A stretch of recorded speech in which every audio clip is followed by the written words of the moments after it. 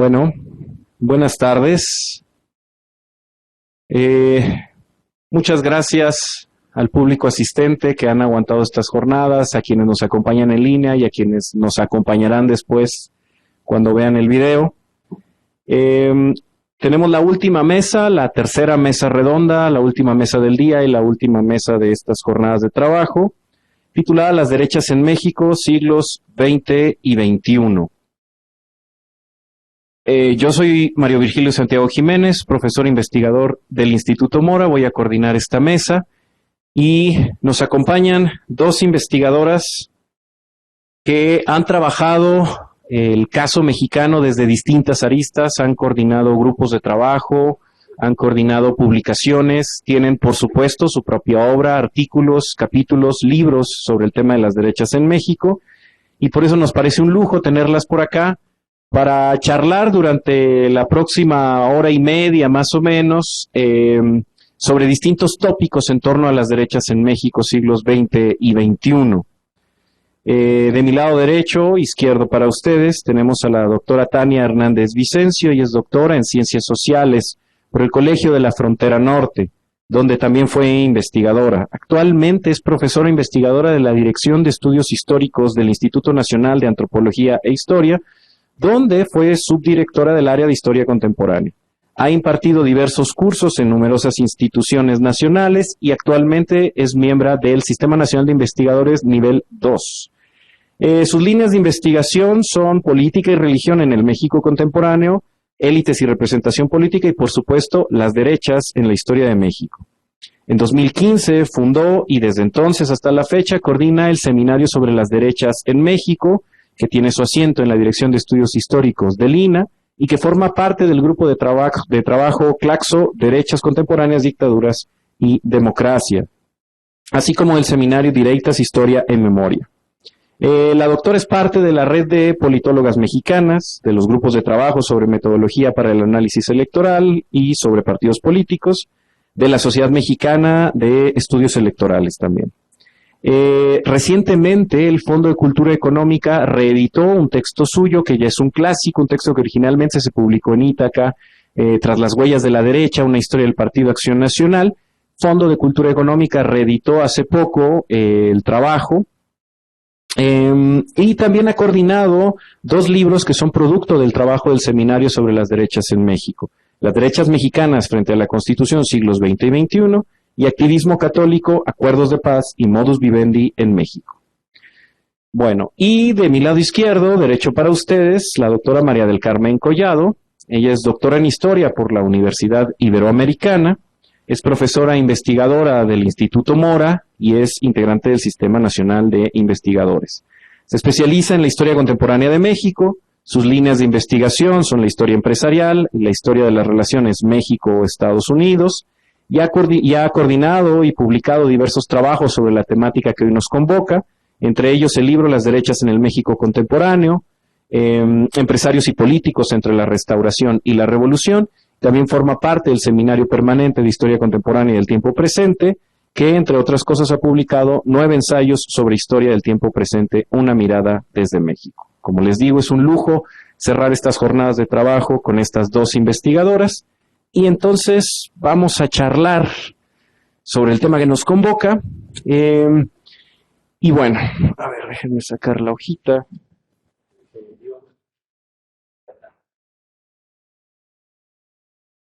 Muy bien.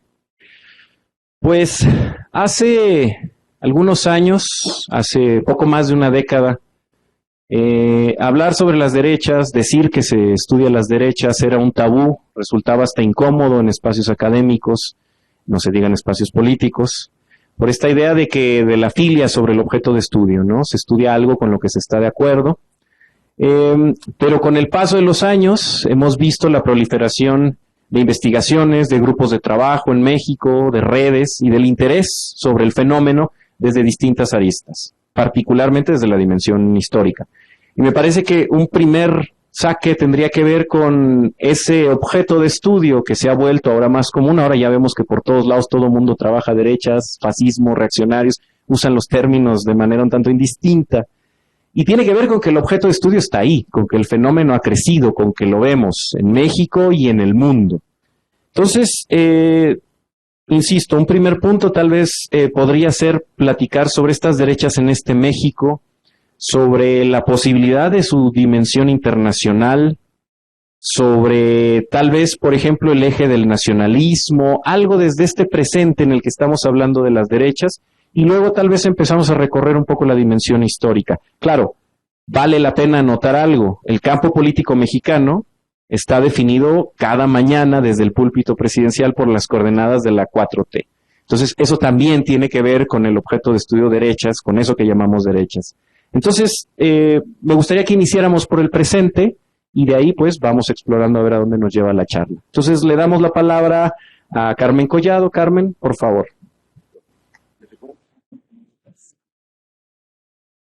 Buenas tardes. Bueno, agradecer a Mario la invitación y la amable presentación. Por lo que hemos visto a lo largo de estas mesas en estos 3 días, pues la importancia y la presencia de la derecha está ahí. Es algo que a los que estudiamos, me parece, nos sorprende, ¿verdad? El avance que han tenido en Europa, en Asia, en el caso de Filipinas, de Medio Oriente, Turquía, en Estados Unidos, en América Latina. Es un fenómeno en México, es un fenómeno que está ahí.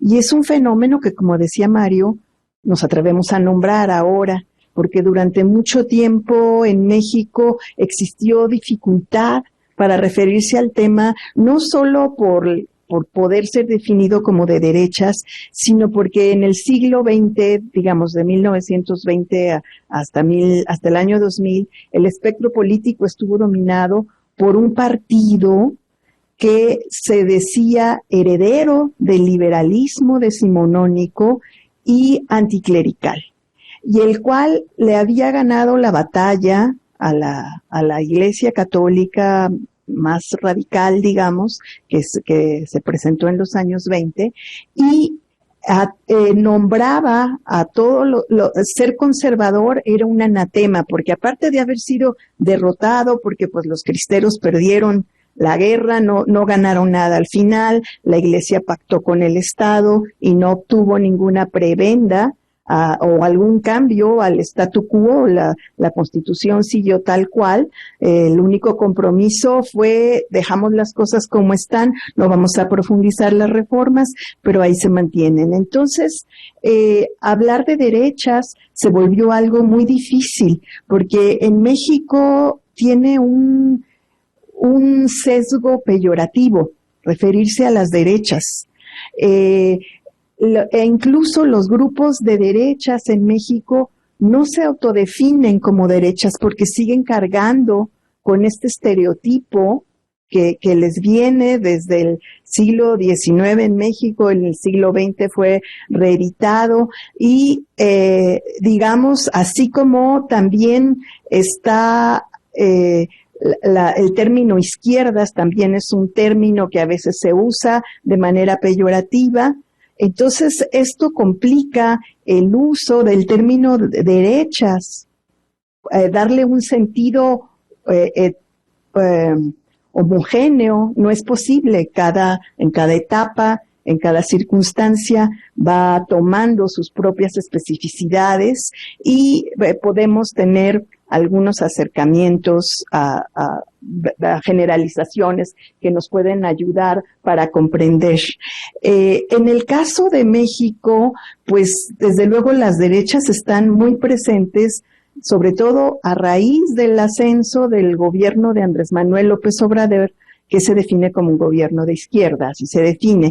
Entonces esto ha polarizado los campos y el propio presidente desde el púlpito, como dice Mario, se ha encargado también de polarizar aún más a los grupos políticos y entonces hay grupos de derechas que lo rechazan, como el Partido Acción Nacional y los que se agrupan alrededor de este partido, pero también hay grupos de extrema derecha, como por ejemplo Frente frente anti López Obrador, ¿no? Que tacha al gobierno de López Obrador con comunista y que muchos de estos grupos de ultraderecha todavía tienen estos imaginarios persistentes y creen que Rusia sigue siendo un gobierno socialista, etcétera. Entonces, es complejo el uso de estas categorías por los usos políticos que se le dan. Por ejemplo, un término que nos sirve para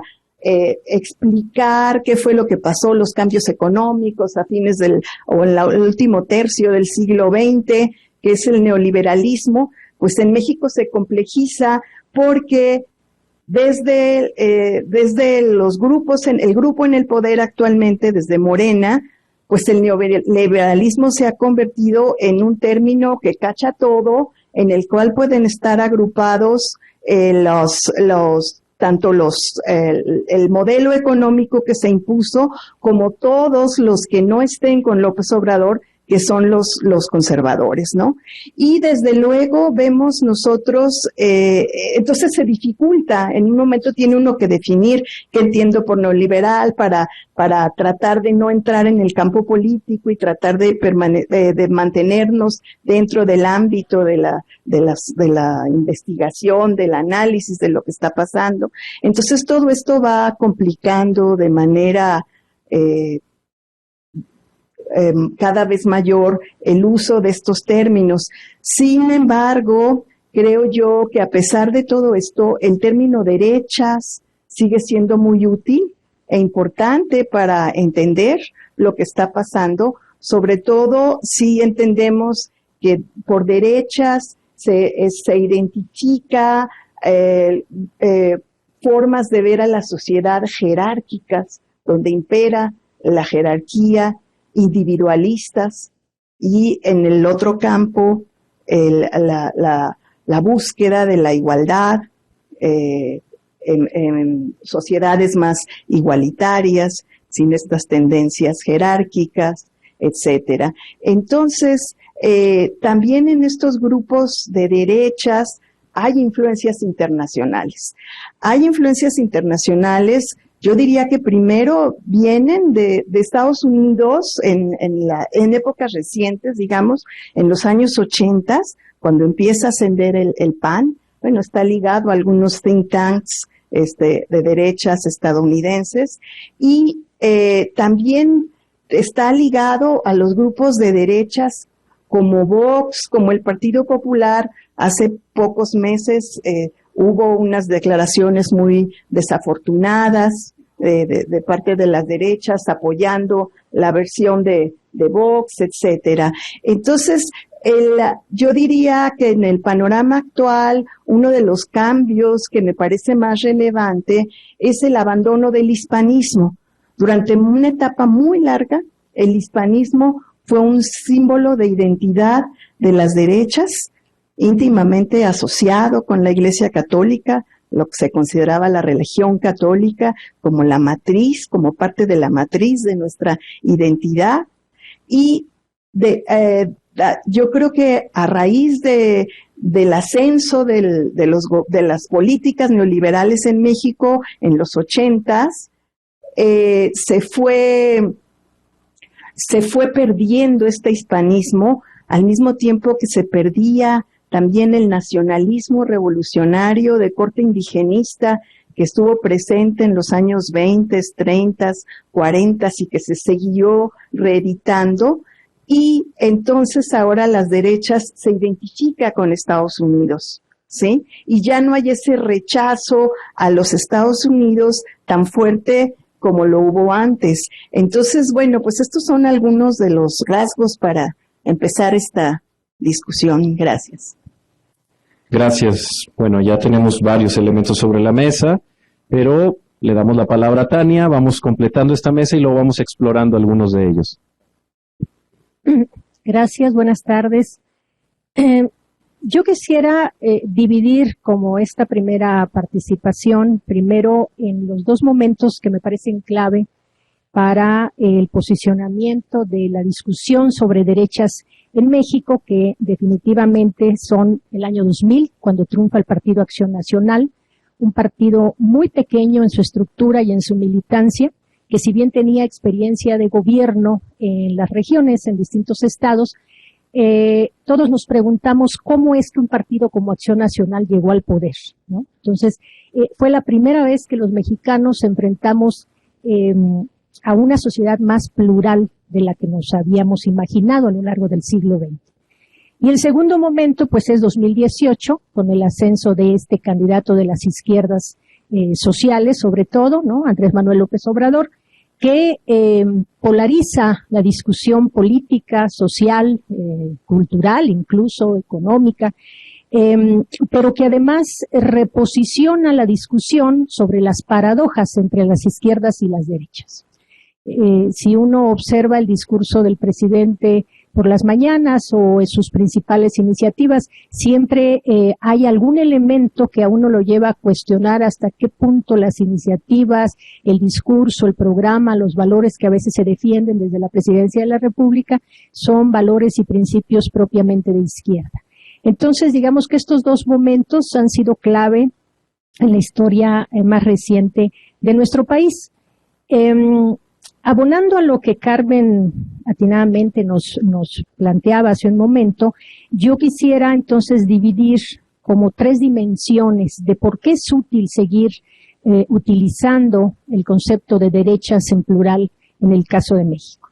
Primero, en esta línea que Carmen planteaba, más historiográfica, con relación a la historia de la formación del Estado mexicano del siglo XX y también del imaginario social y político del siglo XX, tenemos que el triunfo del proyecto nacionalista revolucionario es un proyecto que, como ustedes saben, sustenta la imagen de un Estado de izquierda y de centro izquierda muy comprometido con los derechos sociales, con los derechos políticos, pero sobre todo con las causas populares. Entonces, en esa lógica discursiva y programática, pues prácticamente en el debate público, así lo quiero plantear, era un error estar a la derecha de ese importante instancia del poder político en México con este perfil de izquierdas, como lo acaba también de señalar Carmen.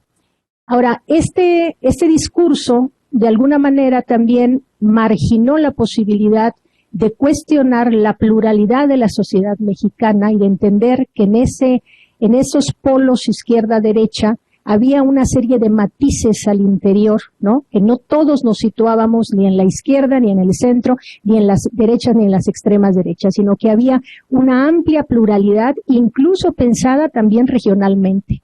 Porque como ustedes saben, México es un país tan diverso que también pudiésemos discutir los procesos de configuración de las derechas de acuerdo a las culturas regionales. Entonces, ese imaginario social y político que permeó y que, digamos, fue superior en la agenda pública, a eso quiero referirme, marginó a este sector de la sociedad y sobre todo en esta mira de posiciones en una geometría política del siglo XX. Pero por otro lado está el debate académico, y ya Carmen también y Mario lo señalaban. Si el debate público marginaba a estos actores, aunque existieran, pues el debate académico también iba en esa sintonía. En buena medida, como ustedes saben, las instituciones de investigación y de educación superior en México se dedicaron a documentar todo el proceso de construcción del Estado Nacional y de sus instituciones y al parejo de los movimientos, organizaciones, grupos que permitieron articular este proyecto nacionalista revolucionario. Entonces el centro fueron los movimientos obreros, los movimientos indígenas, los movimientos populares, incluso el partido hegemónico como el eje articulador del sistema político y del régimen político mexicano. Entonces, en ese sentido, esta segunda parte que tiene que ver con el debate académico, donde también se excluye durante buena parte del 20 el análisis de las derechas, que se sitúa más bien en el ámbito periodístico, es donde se empieza a referir cada vez más sobre este proceso de construcción de este actor político y social tan importante, no nos permite comparar a la sociedad mexicana con otras realidades y con otras sociedades, ¿sí? Entonces, cuando los compañeros y amigos del Cono Sur tienen años discutiendo sobre izquierdas y derechas, en el caso de México era prácticamente imposible hacer ese tipo de discusiones. Esto considero que nos llevó pues de alguna manera a un ostracismo. Estábamos muy centrados en la reconstrucción de lo que pasaba en México, sobre todo por lo apabullante de este régimen político basado en este proyecto nacionalista revolucionario, pero también en un sistema corporativo, clientelar, muy vinculado a las grandes masas sociales y a los grandes procesos sociales y no a otros sectores de la sociedad mexicana.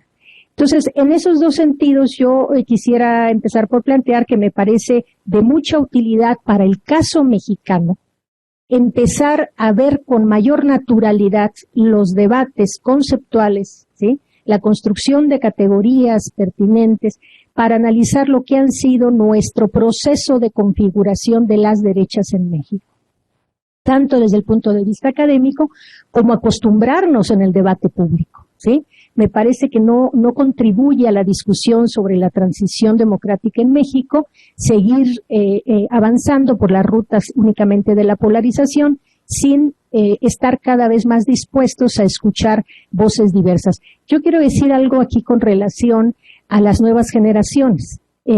Cada vez que doy clases, de verdad que con gusto veo que cada vez más jóvenes no tienen ningún empacho en adscribirse a sectores, partidos, organizaciones y decir, sí, yo milito en la derecha, ¿no? Entonces, me parece realmente, para el caso de la historia política mexicana, un avance en términos de reconocimiento de la pluralidad. Alguien en alguna ocasión me decía, ¿esto es bueno? Yo le decía, bueno, es que no es que sea bueno o malo, a mí me parece que es legítimo que la gente, así como se puede adscribir a un movimiento de izquierda, ¿no?, o de centro izquierda o de derecha radical, guerrilla, etcétera, pueda decir yo soy parte de un partido de derecha, un movimiento, etcétera. Y finalmente quiero destacar como parte de la utilidad para los mexicanos el hecho de que más allá de que, como ustedes saben, las categorías de izquierdas y derechas representen posturas en un continuum, ¿no?, sobre ciertos temas de la agenda pública, pues desde luego que hay detrás toda una serie de principios, valores. Además, hay políticas públicas elaboradas con estos principios y valores, hay recursos del Estado, ¿no?, que se invierten con una cierta filosofía, doctrina, principios, etcétera. En ese sentido, también me parece muy importante para el caso mexicano que vayamos viendo con mayor naturalidad este tipo de debates.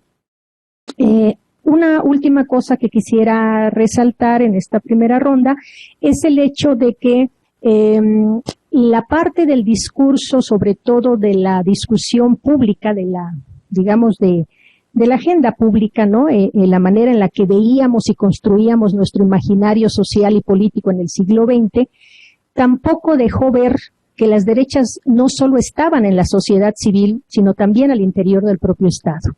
Y en el caso de México, no solo tiene que ver con estas derechas neoliberales tecnócratas, ¿no? Habría que empezar ya a rastrear desde dónde venimos con procesos de reconfiguración de este tipo de actores dentro del propio Estado. Ustedes saben muy bien que hay quien se va al gobierno de Ávila Camacho desde 1940 cuando dice, ese ya es el viraje hacia la derecha. Bueno, habría que revisar toda esta serie de argumentos, pero lo que me quiero referir es que pareciera que en el caso de México solo nos quedó claro que había un proceso de ascenso de las derechas dentro del propio Estado cuando la tecnocracia priista se hizo presente. Sin embargo, esto no ha sido así. Entonces, durante muchos años, en México nos hemos privado de discutir qué significan realmente las derechas liberales en México en el siglo XX, cuáles son las derechas nacionalistas, cuáles son las derechas conservadoras, las neoliberales, las neoconservadoras, las derechas anticomunistas. Pareciera que son actores mucho más claros, ¿no?, en identificar, pero digamos que todo este avance en la discusión que hay en países de América del Sur y en Europa, en Estados Unidos, como nos comentaba hace un momento Julián Castrorrea. En México, la verdad es que estamos apenas llegando a esta discusión, insisto, tanto desde el punto de vista de la discusión del imaginario social, político y la agenda pública, desde el punto de vista académico y desde el punto de vista de la instrumentación o el desarrollo, digamos, de los gobiernos en México.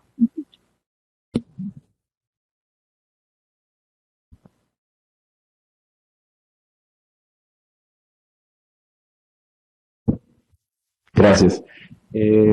Bueno, ya tenemos una mesa llena de temas, pero podríamos pensar al menos en dos grandes grupos de temas, ¿no? Uno que tiene que ver con el uso del término o los usos políticos, académicos, coloquiales, digamos, no solo del término derecha o derechas en plural, que ya de por sí es una discusión, ¿no? Sino todo lo que generalmente se piensa como sinónimo, ¿no? Derechas, conservadores, reaccionarios, recientemente, a propósito de lo que señalaba Tania, ¿no? De las nuevas generaciones, me llama la atención que ahora se está utilizando cada vez más el término fascistas, que no estaba en el escenario, está en las mantas, está en las pintas, ¿no? Entonces, este universo de palabras que parecen tratar de dar cuenta de algo, de ese otro al que se quiere confrontar, al que se quiere derrotar, o que el actor que lo enuncia se siente oprimido o agredido, parece que está explotando, ¿no? Se está abriendo el abanico de usos y parecería que en la academia no se discute, no sé, es una provocación en el mejor sentido, ¿no? Un poco a propósito de lo que se señalaba. Y en el escenario político nacional también se está utilizando bastante. Es decir, parecería que a nivel calle, a nivel élites políticas, se están usando estos términos para identificar al enemigo, al conservador, al opositor, pero en la academia apenas estamos, para el caso mexicano, tentando ese terreno. ¿Qué implicaciones tendría? ¿Cómo entrarle a esa discusión? ¿Con qué herramientas? Es decir, hay que voltear a las historiografías o a la literatura politológica de otras latitudes. ¿Qué tan útil nos es? Pienso un poco a propósito del debate de la primera mesa redonda y los fascismos de izquierda, que nos levantó muchas cejas, por ejemplo. Creo que ese es todo un camino, ¿no? que podríamos explorar. Y el otro es el del fenómeno mismo, el de eso que llamamos derechas. Eso que, como alguna vez lo definieron en alguno de los textos en los que se reunieron las ponencias de estos coloquios, Estefan y Ernesto Bojoslavsky llamaban un campo por agregación, es decir, no empezamos estudiando las derechas, sino que estudiamos empresarios, católicos, en fin. Y entonces decimos, todos nosotros estamos estudiando a las derechas. Ese fenómeno para el caso mexicano, pensando en sus trabajos, por ejemplo, que han propuesto periodizaciones, que han propuesto caracterizaciones de esos actores, de esos grupos, ¿cómo aplicarlas? ¿Qué tan útiles son para el caso presente mexicano? O ya tendríamos que pensar en nuevas formas, porque a lo mejor esas formas que nos aproximamos históricamente ya no alcanzan. En fin, les propongo que si les parece bien empezamos por lo de los usos del término, un poco explorar por ese lado qué implicaciones tendría, cómo usamos esas palabras, a dónde voltear.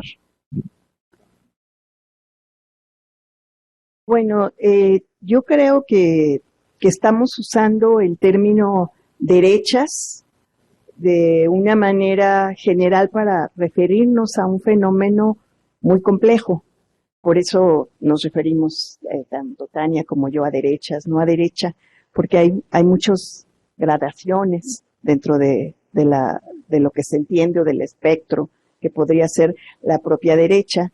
Entonces, yo creo que en la academia apenas estamos comenzando a discutir estas cosas. Como señalaba Tania, es a raíz, a partir del triunfo de Vicente Fox del PAN en el año 2000, cuando empezamos a hablar de derechas en la academia, y a mí me tocó verlo muy de cerca. Yo soy profesora de Historia Contemporánea de México y vi cómo mis alumnos empezaron a interesarse crecientemente por los temas de historia contemporánea y por los temas de las derechas. Y bueno, creo que todavía tenemos que seguir discutiendo mucho la pertinencia de este término. Yo no puedo ver algo que lo sustituya, y lo único que digo es que en cada periodo, en cada circunstancia, tiene un contenido distinto lo que se entiende por derechas. En el caso mexicano, tenemos que hacer al menos dos distinciones muy burdas, que sería una derecha religiosa, bueno, tres, una derecha religiosa identificada con las sectas pentecostales, que en México han tenido un avance, ha aumentado el número de creyentes de estas sectas y disminuido los que se definen como católicos en el censo, ¿no? Aproximadamente el 10% no se define como católico. Por otro lado están los católicos que se identifican con esta Iglesia católica jerárquica, ¿sí? Que rompió con el Concilio Vaticano II. Y por otro lado tenemos una derecha laica.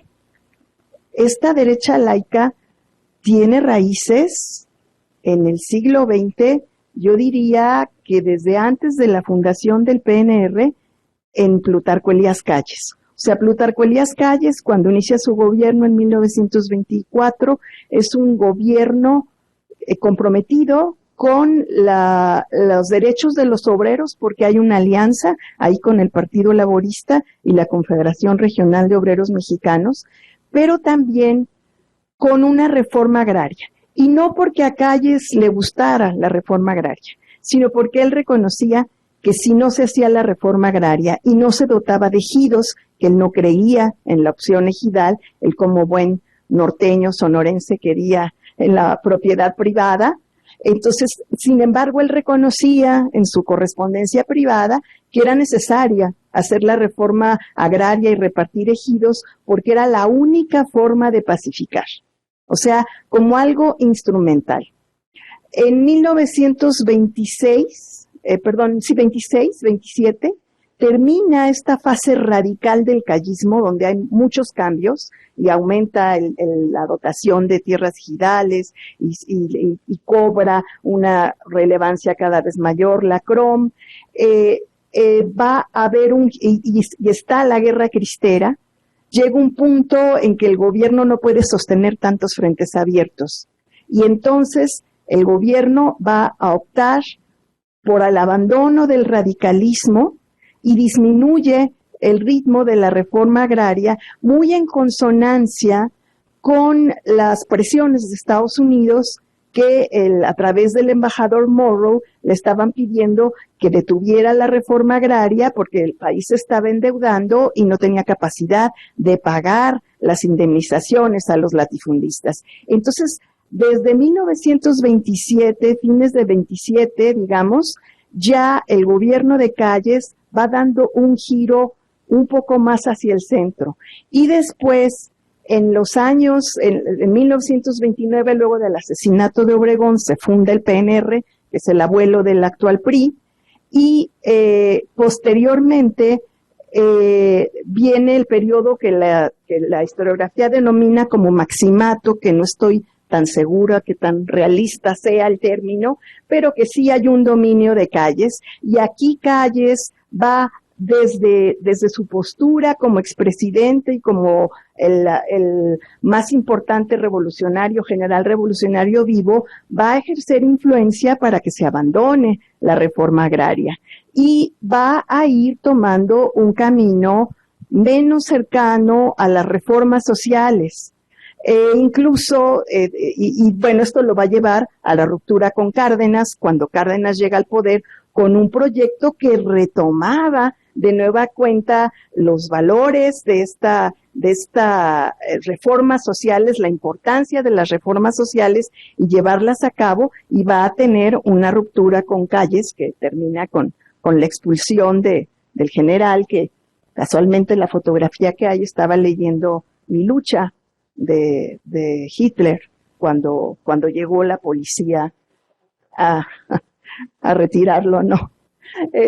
Entonces, bueno, aquí vemos que hay una derecha laica, porque Calles era el defensor del Estado laico, es el creador del Estado laico contemporáneo que necesitaba surgir para que se consolidara el Estado posrevolucionario. Entonces, es muy interesante porque siendo laico mantiene una postura ya más cargada hacia la derecha. Y esto va avanzando en el tiempo, cuando, como mencionaba Tania, cuando lo más común es que se mencione con la llegada de Maximino Ávila Camacho a la presidencia en 1940, que yo diría con la unidad nacional que se da a raíz de que México entra a la guerra del lado de Estados Unidos, pues se van a detener las reformas que de hecho el propio Cárdenas ya había detenido en 1938 porque no pudo seguir adelante, había ya mucha oposición y hubo una postura de derecha que no está apoyada abiertamente por el PAN, pero es un candidato de derecha que quiso llegar a la presidencia y que tuvo muchos votos. Las elecciones fueron muy violentas y entonces, digamos, aquí viene esta génesis de esta derecha laica y yo diría la culminación en el siglo XX,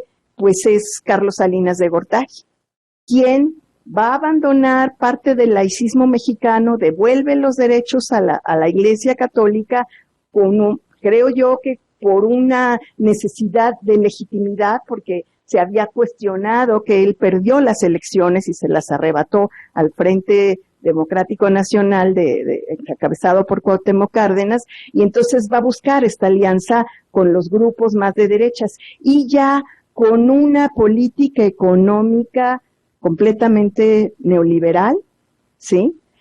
Muchos de los tecnócratas mexicanos, esto es interesante, surgen porque se formaron en las universidades estadounidenses. El Banco de México, el Banco Central, ejerció una función muy importante aquí, porque necesitaba técnicos para resolver los problemas que se le presentaban al banco y no los tenía. Entonces va a promover becarios que van a Estados Unidos a hacer posgrados, a hacer maestrías, a hacer doctorados, y tenemos nosotros toda esta pléyade de economistas formados en Harvard, en Yale, en Stanford, en las en el Tecnológico de Massachusetts, en estas universidades donde el credo, digamos, monetarista va a tener una gran importancia. Entonces, diríamos, esta es otra derecha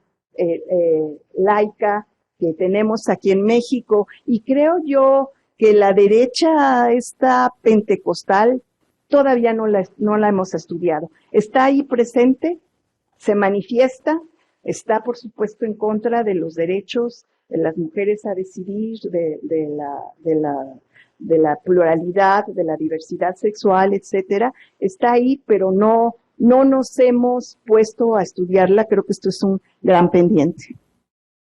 Gracias, Carmen. Bueno, aquí hay una tipología que nos propone Carmen, ¿no? Me recuerda mucho a la de Hugh Campbell, la derecha radical, esta tesis de doctorado publicada en 76, en CEP 70, ¿no? Una derecha religiosa que tendría dos caras, la pentecostal más reciente y la católica, y una secular, que a propósito de eso ya habría ahí una nota al pie para discutir.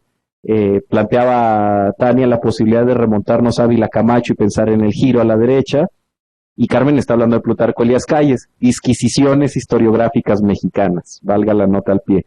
Pero, por ejemplo, en esta discusión del uso del término que les proponía, a propósito de la tipología, yo agregaría ahí para pensar también a Bobbio, ¿no? Que ha sido un referente de Soledad Loaesa, de tus trabajos, Tania, también en varios trabajos lo has recuperado, has hecho operativa, ¿no? La propuesta. Pero entonces te damos la palabra para platicar sobre esto, los usos del término. Gracias. Bueno, a ver, yo quisiera destacar varias cosas en esta parte. Primero, creo que para el caso de México, en estos momentos lo que menos debe preocuparnos es cómo hacer que no se malutilice o no se mal aplique el término derecha desde el punto de vista del periodismo o de los políticos, ¿no? Yo creo que eso es un ámbito totalmente fuera, no solo de nuestro alcance, sino tiene un propósito pragmático muy concreto.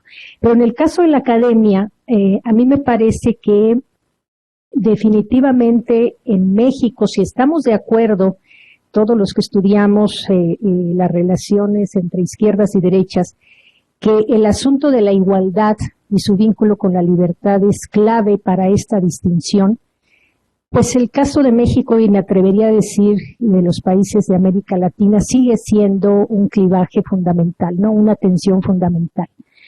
En ese sentido, en el caso de México, tenemos un referente permanente que tiene que ver justo con la igualdad y las ideas sobre la libertad, que es la Constitución del 17, que está vigente, aunque tenga muchísimos parches y muchísimas reformas.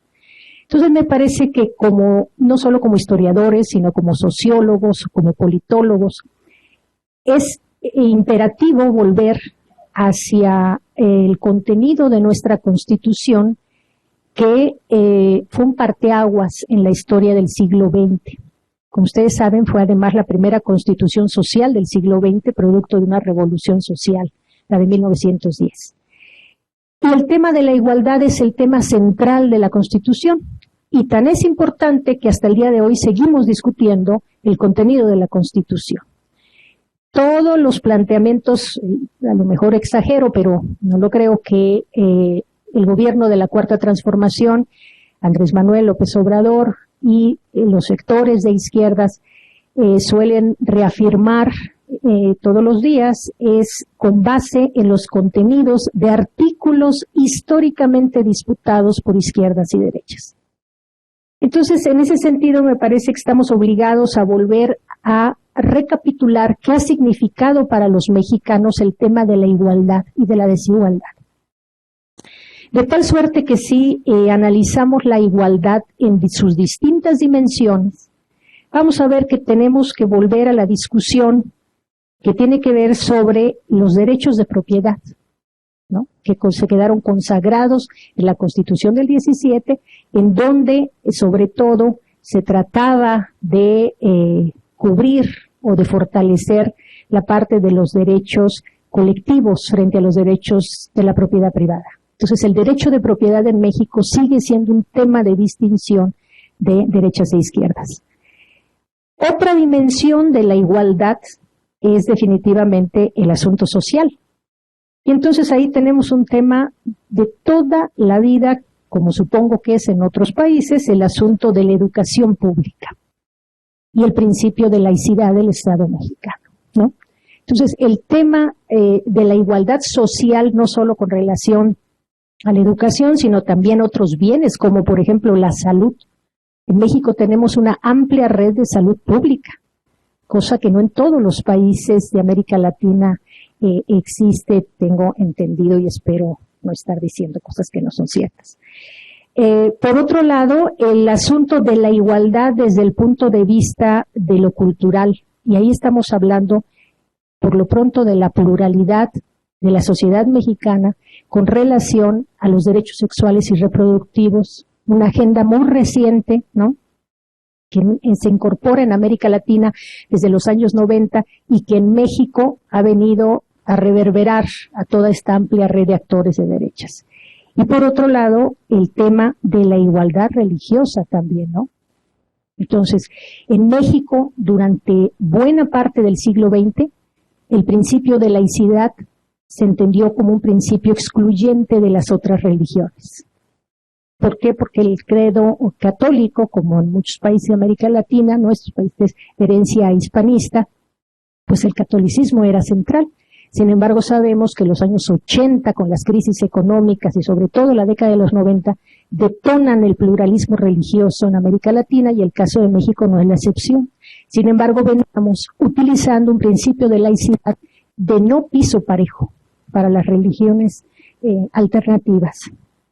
Entonces, a mí me parece que la discusión sobre la igualdad sigue siendo, en el caso de México, un tema toral para analizar y caracterizar a izquierdas y derechas. Ahora, Si esto es cierto, entonces uno puede jalar a lo largo del 20 y hasta la actualidad, pues cuáles son las continuidades en estos actores, en estas redes de derechas que se fueron reconfigurando. Si nos vamos desde la Constitución, desde la promulgación de la Constitución del 17 hasta mediados de los años 70, cuando empieza a hacer crisis este modelo del Estado nacionalista revolucionario, vamos a observar, pero no se paran ahí, o sea, son las continuidades de larga data. La educación, la relación política-religión, los derechos de propiedad y la relación capital-trabajo. Que quizá no sea novedad para los colegas que están acostumbrados a analizar estos procesos, pero en el caso de México me parece que hay que insistir, enfatizar y remarcar que esos clivajes siguen permanentes hasta la actualidad. Si a este proceso histórico agregamos los impactos de la globalización y de la transición política en México, pues tenemos otras tensiones, otros conflictos.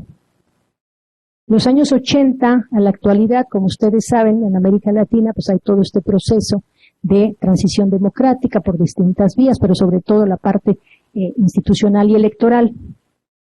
Y en el caso de México, el Estado mexicano y sobre todo el partido hegemónico es cuando empieza a perder posiciones a lo largo y ancho del país y el Partido Acción Nacional empieza a ascender, sobre todo en una relación de interlocución con el gobierno, porque al interior del Estado y del partido hegemónico ya había ascendido la tecnocracia priista. Entonces hay un proceso de empalme hacia los años 90.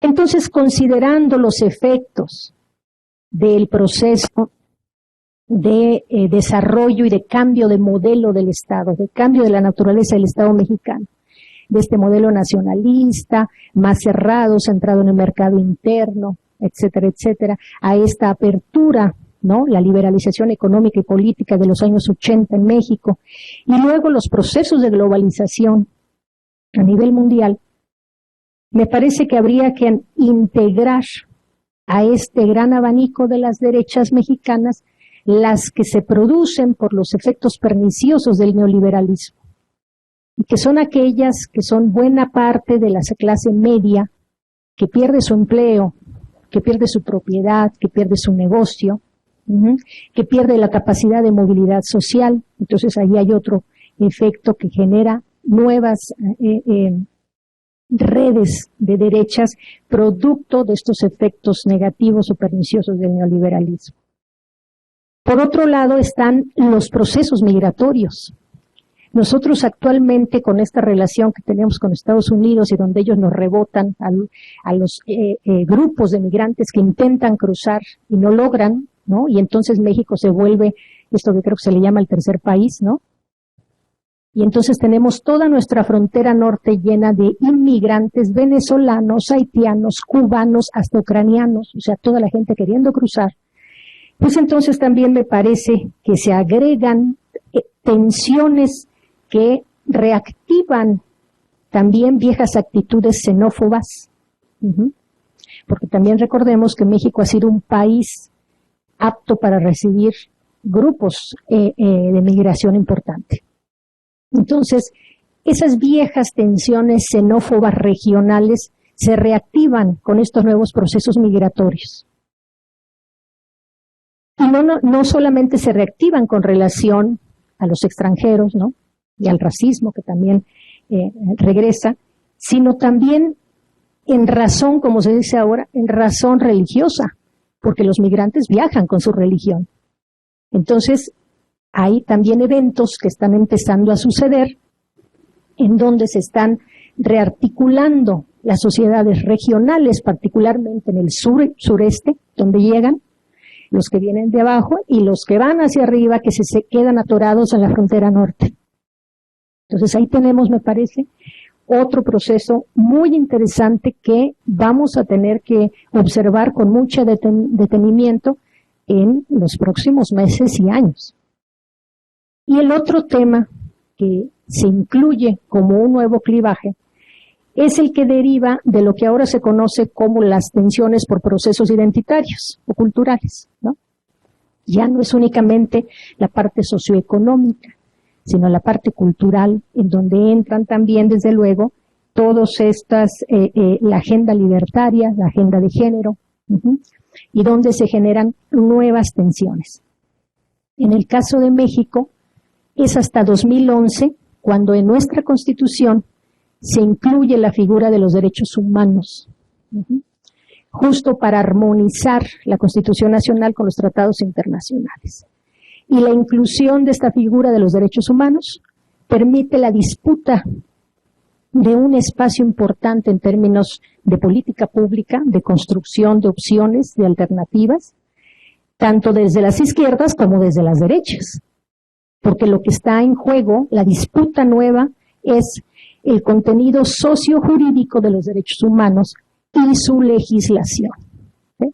Entonces, esa es otra dimensión que se incorpora a todas las que ya traíamos. Si a eso además le agregamos la 4T, pues entonces tenemos otras dimensiones que desde mi punto de vista se agregan. Voy a mencionar dos nada más. La tensión entre el poder civil y el poder militar, que no la teníamos, ¿no? Quizás en los países que salieron de una dictadura, pues esto ha sido un tema recurrente en sus investigaciones. En el caso de México, no. Y sin embargo, ahora con un gobierno de izquierdas está en el centro del debate esta nueva tensión. Tener a los militares en la calle es más cercano a las derechas o a las izquierdas. Entonces es una nueva tensión. Y la otra que pongo, y con esto cierro, es el clasismo que se ha despertado con relación a la figura presidencial y con relación al equipo del presidente. ¿Sí? Entonces, si hacemos cuentas, pues podríamos decir que vamos entre unas 10, ¿no? 10 tensiones que se arrastran desde el contenido de la Constitución del 17, más lo que se agrega en la semana. Entonces, por eso es importante para nosotros, como académicos, no perder de vista las paradojas que se están generando actualmente, porque se suman día a día nuevas confrontaciones en esta diada. Gracias. Ok. Puesto así, y mi chamba es un poco provocar, en el mejor sentido, a las colegas, en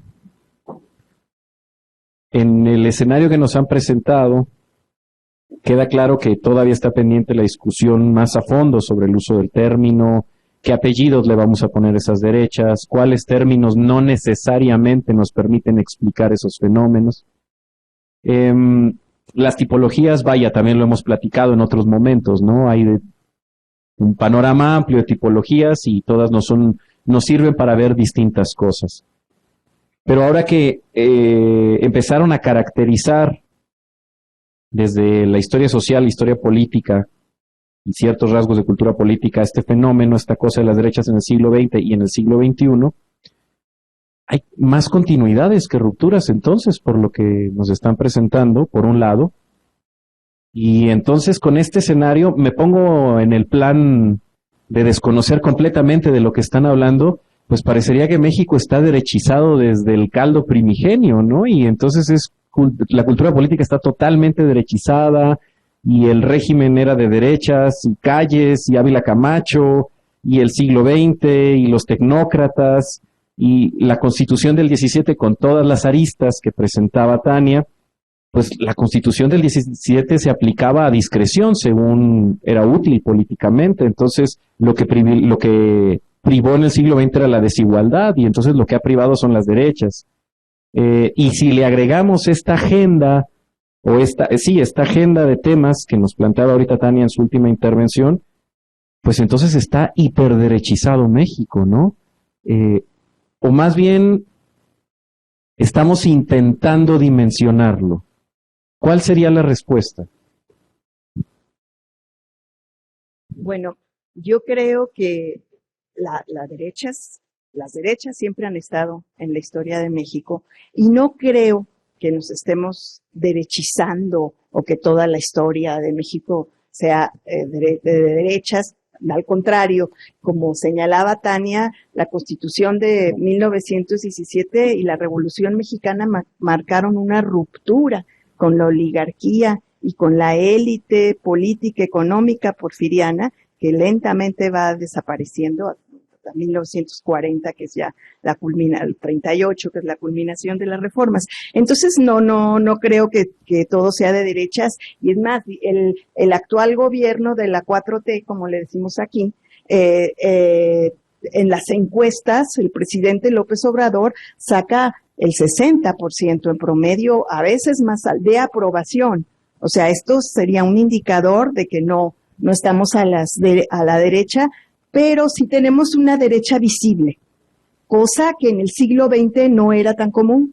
¿Por qué? Porque la presencia del PRI fue tan aplastante, se apropió de la historia y creó su propia versión, su historia oficial, y durante años se alimentó el nacionalismo y la identidad a partir de esta historia oficial donde la derecha eran los traidores, ¿sí? Bueno, no se hablaba mucho de la guerra cristera, pero sí se hablaba de la reforma y se hablaba del Segundo Imperio y la llegada de un príncipe extranjero traído por los conservadores, etcétera. Entonces yo creo que esta derecha estaba ahí pues un poco escondida porque no tenía mucho espacio donde hacerse visible, y que con la reforma democrática y la reforma de 1978 a las leyes electorales que permiten la pluralidad y que poco a poco se va ampliando esta reforma, vamos a tener ya a estas derechas presentes, mucho más presentes, como el PAN, como bien Tania lo ha estudiado y lo ha documentado en sus libros, como el partido sinarquista que se recicla y después muere, y después de estas nuevas derechas, ¿no? Que han surgido aliadas a las sectas pentecostales en México. Y en cuanto a las continuidades, yo creo que hay muchas continuidades de la derecha. Justamente estaba tratando de hacer un listado de continuidades y rupturas y encontré mucho más continuidades en las derechas que rupturas. Por ejemplo, la presencia de la religión, la importancia de religión, cualquiera que sea. El individualismo, la defensa del individualismo frente a esta Constitución que no tenía reconocimiento de los derechos humanos, pero donde existían los derechos sociales, ¿no? En los primeros artículos de la Constitución. Entonces, frente a esta postura de un Estado interventor, bueno, un individualismo, una sociedad jerárquica, o sea, somos diferentes por naturaleza, una oposición a la reforma agraria, ¿sí? No hay que repartir tierra incluso en los años 20 y 30 la Iglesia amenazaba a los católicos que recibían tierras con que eso no era aceptable, ¿no? También en contra de los derechos de la mujer, digamos, hay un cambio en la primera parte del siglo XX, digamos, hacia los años 30, 40, la derecha sí va a apoyar los derechos políticos de las mujeres, que se le dé el derecho al voto. Y esto es muy interesante. Pero pero de ahí a permitir abiertamente la presencia de las mujeres en el espacio público, eso fue más complicado, como bien lo ha documentado Vera con sus trabajos sobre las mujeres y las derechas en México. Entonces, bueno, también hubo esta intención de mantener a las mujeres en el dominio del espacio doméstico como las jefas de familias, y en lo social pues más bien pensando en la caridad y no en los derechos de los otros, luego de los más pobres, ¿no? Luego, bueno, el apoyo de los empresarios, creo que esto sí ha sido una constante. No siempre los empresarios no actúan como bloque, actúan por grupos y defienden distintos intereses en distintos momentos. Sin embargo, sí podemos ver que hay una constante que es esta identificación de los empresarios con las derechas, esta postura antiestatista, no aceptar las políticas keynesianas que se implantan después de la Segunda Guerra Mundial, y siempre van a estar con el dedo en el renglón en contra del estatismo, en contra de que el Estado tenga empresas públicas,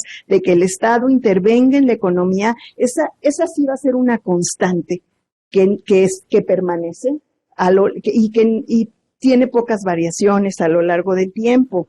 Y en cuanto a las rupturas, bueno, hablábamos de este PRI, de este partido hegemónico que tuvo presencia tan importante en el siglo XX, era un partido pluriclasista, donde igual estaban grupos a favor de la justicia social, como se llamaba, a las reformas sociales, igual había grupos que no se identificaban tanto y se identificaban más con un individualismo y no con este estatismo. O sea, siempre hubo los grupos y les iba dando cabida en un momento a otro hasta que se agotó el modelo. Y entonces el PRI creo que una ruptura va a ser que el PRI rompe con sus bases populares. A raíz de la crisis económica de los 80s, el PRI va a emprender el gobierno emprende una política económica de mucho castigo hacia los trabajadores y hacia los campesinos, que le va a pasar su factura. Es muy interesante porque México es el primer país que logra establecer un plan de choque contra la inflación que funciona.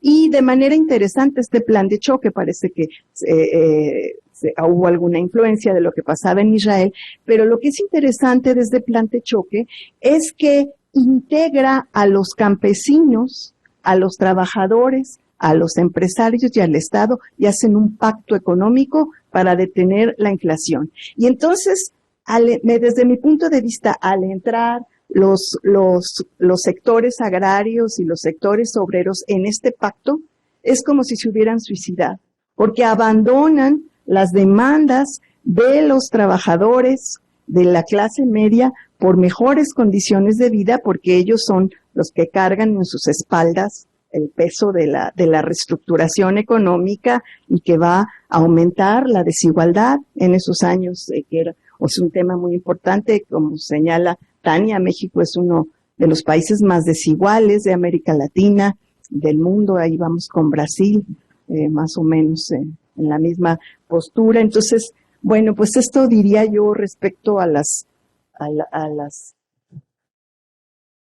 Ok, bueno, siguiendo un poco la lógica de lo que plantea Carmen, primero quizás quisiera destacar también con relación a estas continuidades, rupturas o novedades, ¿no? En esta amplia gama de actores de derechas. Hablábamos de la parte más de la historia nacional, ¿no? Del desarrollo de la sociedad mexicana en lo nacional, pero definitivamente pues no estamos exentos de las olas internacionales, ¿no? Y de las disputas en terreno ideológico. Entonces, por supuesto que hay una serie de una amplia gama de actores también vinculados a todos estos planteamientos anticomunistas, ¿no?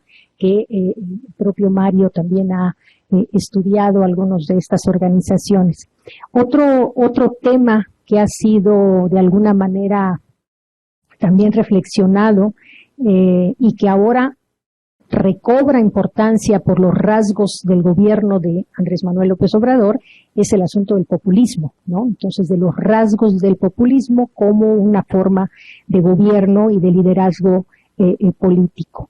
Y por otro lado está toda esta discusión también más geopolítica que tiene que ver con el avance de las izquierdas o de los gobiernos de izquierdas en América Latina y con sus grupos de reflexión y sus grupos de construcción de propuesta ideológica más importantes, ¿no? Pero también estamos observando toda una oleada de grupos y de una agenda que sobre todo es muy mediática y se queda muy en el ámbito de lo político también, que son estas redes internacionales con pues lo que en España se conoce como la derecha radical o la extrema derecha, ¿no? Pero que también tienen que ver, sobre todo en esta lógica más historiográfica, con el desarrollo de la democracia cristiana en América Latina, y en el caso de México, con el vínculo con tres tres redes de la democracia cristiana, que es por supuesto la democracia cristiana española, la latinoamericana y la alemana, ¿no? Esos, por ejemplo, son asuntos pendientes para la investigación, que desde luego que son fundamentales porque nos hablan también de los think tanks, ¿no? De dónde se están generando ideas, de dónde llegan recursos, qué tipo de agendas se promueven, y bueno, toda la parte de la agenda provida también, ¿no? Entonces, lo quería mencionar porque hace un rato antes de iniciar hablábamos, o creo que al inicio, de estos grupos que ahora se etiquetan como fascistas, neofascistas, ¿no? Pero que sobre todo tienen que ver, creo, con estas discusiones de a qué redes se adscriben internacionalmente. Entonces, el asunto del desarrollo de la democracia cristiana en México no ha sido un tema muy abordado porque por principio de cuentas, por la Constitución no se permiten partidos confesionales. Entonces el propio Partido Acción Nacional, que abreva de esta ideología de la doctrina social de la Iglesia Católica y que siempre estuvo vinculado informalmente con la democracia cristiana en Venezuela, en Chile, pero también en Alemania desde los años 70, cuando establecen una oficina en México, la Konrad Adenauer, y más recientemente en los 90 con el PP, vinculado a esta organización de Aznar, ¿no? el FAES, y donde, por ejemplo, instituciones tan importantes como el TEC de Monterrey se vuelven pues los semilleros de un grupo de líderes panistas que se vuelven diputados, alcaldes, etcétera, y que van y se capacitan en la FAES vinculada al PP español. Entonces, la vía de la democracia cristiana también es toda una vía por explorar. Ahora, coincido con lo que plantea Carmen, no se trata que somos más de derecha y no nos habíamos dado cuenta. Yo creo que, ahora sí que cada quien, ¿verdad? Cada quien sus corazones. Exacto. Aquí el asunto es que coincido con ella de que lo que ha sucedido es que se ha visibilizado esta tensión y que lo que hemos observado, y era lo que yo quería enfatizar, me disculparán si no me expresé bien, pero el énfasis que yo quería poner es cómo esta tensión ha estado permanente en todo el siglo XX, pero no la hemos querido registrar, ¿no? Y cómo actualmente, pues, sale hasta por las coladeras. ¿Por qué? Pues porque tenemos un referente ya ahora en el gobierno que todos los días posiciona en el debate público lo que considera que es la agenda de las izquierdas mexicanas. En este sentido, bueno, efectivamente lo que hay son una serie de tensiones que se reeditan en el tiempo, como las primeras que mencioné, educación, laicidad, etcétera, etcétera, relación capital-trabajo, derechos de propiedad, y después se van agregando otras nuevas conforme se transforma también la sociedad mexicana. Entonces, ahora, desde el punto de vista de cómo entonces podemos analizar estas redes, fíjense que para mí es muy sintomático. La semana, hace como 15 días, 3 semanas, ya no recuerdo bien, nuestro seminario de las derechas en México organizó un simposio con el grupo de investigación sobre partidos políticos de la Sociedad Mexicana de Estudios Electorales. Fueron 3 días de debate sobre izquierdas y derechas en el siglo XXI y quiero decirles que es la primera vez que en esta organización, que ya es el Congreso número 30, se discuten izquierdas y derechas dentro del sistema de partidos. Entonces, eso es por lo pronto un síntoma de dónde hemos estado, todos los que también hacemos ciencia política, hacia dónde hemos estado enfocándonos. Quiere decir que durante buena parte del siglo XX y actualmente, los politólogos mexicanos estuvieron más centrados en los temas de la transición, la construcción de elecciones creíbles, ¿no? La pluralidad electoral, la competitividad, los gobiernos divididos, las alternancias, pero nunca nadie quiso decir, oye, pero hay también una discusión política, ideológica, programática que tiene que ver con esta tensión izquierdas y derechas. Entonces es la primera vez en 30 años que se discute el tema izquierdas y derechas en un congreso de politólogos en México, lo cual es muy sintomático. Paso ahora nada más rápidamente a decir a qué conclusiones hemos llegado de alguna manera como agenda para estudiar en lo que estamos haciendo en el Seminario Permanente de las Derechas en México. Y Nosotros sesionamos en dos grupos, que somos derechas religiosas y derechas actuando en espacios seculares, como bien decía Carmen, o sea, hay que diferenciar para poder entrarle con los dientes bien finos, ¿no? A qué estamos tratando de indagar. No quiere decir que todas las derechas actuando en espacios seculares estén desprovistas del asunto religioso, pero sí hay otros registros, ¿no? En el terreno de lo secular. Entonces, en estas discusiones permanentes que tenemos en el seminario, yo me atrevería a plantear aquí que tenemos ya como varias vías identificadas. Por un lado, nos parece muy importante avanzar en una dimensión estructural del estudio de las derechas en México, que definitivamente no puede desligar el modelo de desarrollo y el régimen político. O sea, para el caso de nosotros tenemos que ver el cambio, que decía yo hace un rato, en la naturaleza del Estado mexicano, el cambio en el modelo de desarrollo y el cambio en el régimen político. Entonces, esa es como una vía donde definitivamente todo arranca en el 17, termina más o menos como en el 70 con una serie de subperiodos que no viene al caso que ahora comente, después los 80 hacia 2000 y después el ascenso del PAN en esos 3 sexenios, porque finalmente pues el PAN fue básicamente el administrador del modelo neoliberal del priismo, ¿no? O sea, es una transición conservadora, no fue una transición realmente a la democracia. Hay muchos asuntos que sí se ampliaron, en los que sí se avanzó, pero por la presión de la sociedad civil, ¿no? De los grupos ciudadanos, más que como una intención propia de estos partidos en el poder. Y luego, definitivamente, 2018 hasta donde alcance con esta fuerza que está tomando Morena. Esa sería entonces para nosotros como una vía de análisis, la vía estructural, insisto, combinando modelo de desarrollo y régimen político. La otra, pues, es definitivamente el asunto de las redes transnacionales, que además nosotros, insisto, hemos avanzado muy poco porque estábamos muy centrados en lo que pasaba en la política nacional, ¿no? Entonces, ahí tenemos mucho que aprender de los colegas sudamericanos y de los colegas europeos que están trabajando mucho con distintas metodologías, ¿no? En esta manera de juegos de espejos para ver en distintos niveles qué está pasando con las redes transnacionales. Y ahí, bueno, pues definitivamente se rastrean todos estos elementos anticomunistas, antisocialistas, el populismo, etcétera, etcétera. Aquí en este terreno falta de veras mucho, mucho por hacer. Otra dimensión interesante y muy importante es la que tiene que ver con temáticas específicas. Nosotros hemos estado trabajando en el Seminario sobre Derechas en México a las derechas en el proceso de construcción de ciudadanía en el siglo XX, ¿sí? Porque también este fue otro mito. O sea, el mito de las derechas no quieren construir realmente procesos que transformen a la sociedad o a la ciudadanía, ¿no? Con excepción de las derechas liberales, por ejemplo.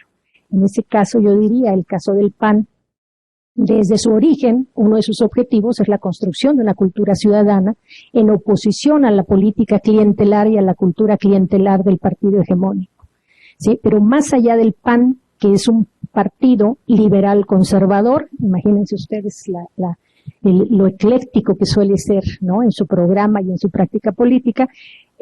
Más allá de esto, no se habían explorado otro tipo de actores contribuyendo a la formación de ciudadanos, por más que los historiadores del siglo XIX habían documentado a los católicos participando en procesos electorales, ¿no? Había una serie de trabajos muy interesantes que nosotros hemos recuperado, sobre todo para la segunda mitad del XX, pero iniciando incluso con el importante papel que tuvieron la difusión de los catecismos políticos y religiosos, como parte de la construcción de una esfera pública y cívica, ¿no? Entonces, en esa medida, consideramos que el tema de la ciudadanía es un tema bien vigente para el que es importante debatir cuál ha sido la visión de distintos actores de derechas y cómo han contribuido a este espacio público al margen del clientelismo político. Otro tema que nos parece muy, muy interesante en este sentido y que habría que abordar es el asunto, esto que comentaba hace un momento, el asunto de los procesos migratorios, porque como decíamos, recientemente con el gobierno de la 4T se abrió la posibilidad de distintos grupos poblacionales atravesando el país y ya se están generando las tensiones más importantes en la frontera norte y la frontera sur. Desde luego, me parece que sigue siendo un tema fundamental, pues el estudio del sistema político mexicano en función de estos debates, ¿no?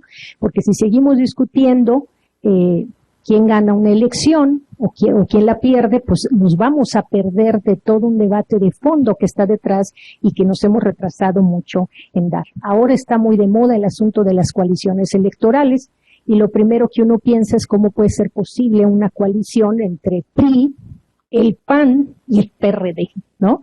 Entre el PRI hegemónico en algún momento, que ha venido a menos y que si sigue así es capaz que hasta pierda el registro, el PRD que está a punto pero que representa a esta izquierda institucional y el PAN que ha sido la oposición de derechas histórica. Entonces, bueno, me parece que en el terreno de la ciencia política no hay otra más que darle a este tipo de discusiones. Y el último asunto que a mí me parece relevante, que hay muchísimos más, pero lo señalo porque yo también lo estoy trabajando, es la perspectiva de derechas e izquierdas en los procesos, en el uso y abuso de los mecanismos de la democracia directa. ¿Sí? Un tema que tuvimos recientemente en México fue con relación a la revocación de mandato. Nosotros ya tenemos revocación de mandato a nivel constitucional. O sea, podemos en algún momento, si así lo consideramos, agruparnos como ciudadanos, juntar un número determinado de firmas, pedir una consulta pública para revocar el mandato del presidente de la República, cosa impensable en México. Y aquí el problema no es que sea un avance en términos democráticos, en términos de poner mecanismos a disposición de los ciudadanos, sino que la propuesta fue promovida por el propio presidente. Entonces, bueno, hay todo un debate, ¿no?, de cuál fue realmente el incentivo fundamental de López Obrador al promover un tipo de mecanismo de democracia directa como la revocación de mandato, porque se están valorando también las elecciones próximas de 2024 y digamos esto que en ciencia política se dice como mostrar músculo, ¿no? A ver cuál es la fuerza de la izquierda en función de utilizar y hasta abusar de tipos de mecanismos de participación directa como esto. Quizás en otras latitudes esto sea de uso cotidiano, pero en el caso de, bueno, yo hasta donde sé actualmente para presidente, solamente Venezuela, Ecuador y creo que Bolivia tienen este ejercicio con relación al presidente de la República, pero en el caso de México, por la historia que hemos comentado, era francamente impensable. Entonces, dejaría aquí como otros elementos para considerar y bueno, avanzamos.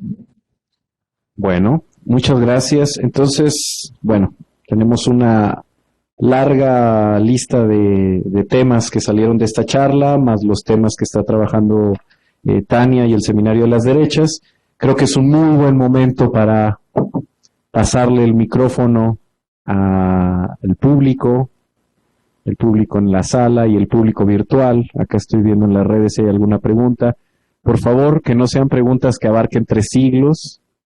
Después de 3 días es importante que seamos sintéticos. Gracias. ¿Quién tiene preguntas?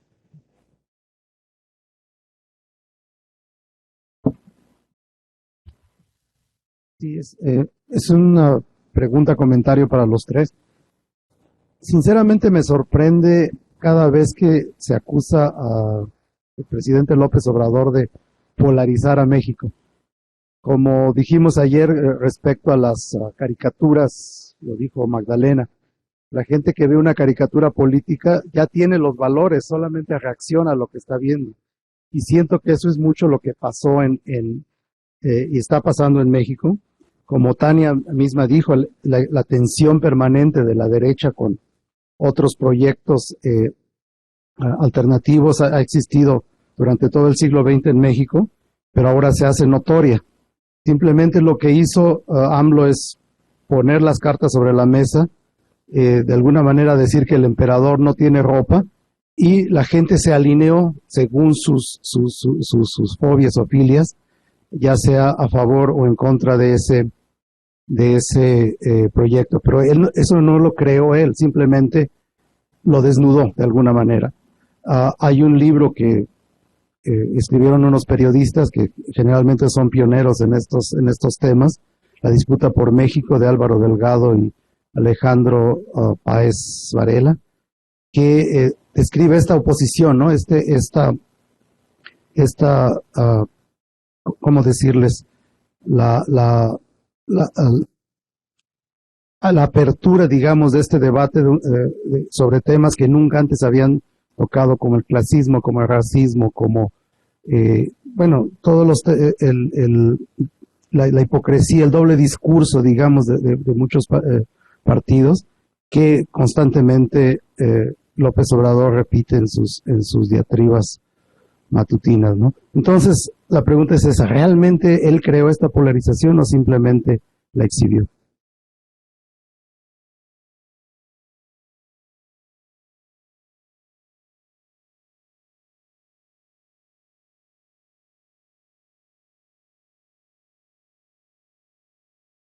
Hola, antes que nada, me gustó mucho la exposición de ustedes y hay un tema que me quedó dando vueltas desde el primer almuerzo que tuvimos, en tanto que estudiamos a diferentes actores que nos dedicamos a la derecha y cómo interactúan con otros, y en general esos actores están cargados o tienen un posicionamiento político o de una ideología determinada.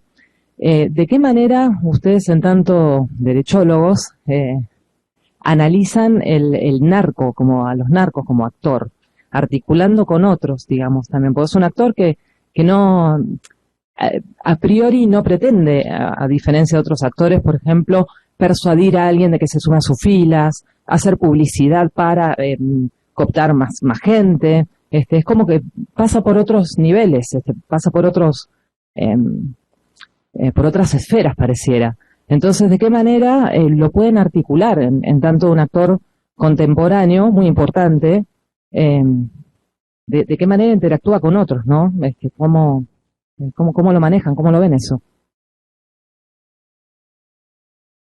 Bueno, mi pregunta iba justamente en el sentido del anterior, si podríamos pensar en el narcotráfico como un actor político, y en ese sentido, ¿dónde ubicarlo? Sabemos que, el crimen organizado, las mafias criminales en el país son sumamente heterogéneas, abundan, pero tenemos casos muy singulares como aquellos que surgen en el occidente, como la familia michoacana o los caballeros templarios, que hasta tienen manuales, justamente lo que mencionaba, manuales de catecismo político religioso, donde se definen antimasónicos, anticomunistas. La misma Tuta, el líder del cártel de los caballeros templarios, se definía bajo parámetros o códigos que, de acuerdo a los actores que hemos trabajado aquí en este coloquio, se identificarían, ubicaríamos como dentro de la derecha, ¿no? Entonces, digamos, en ese sentido, ¿cómo abordaríamos el tema del narcotráfico, estos grupos en particular, ¿no?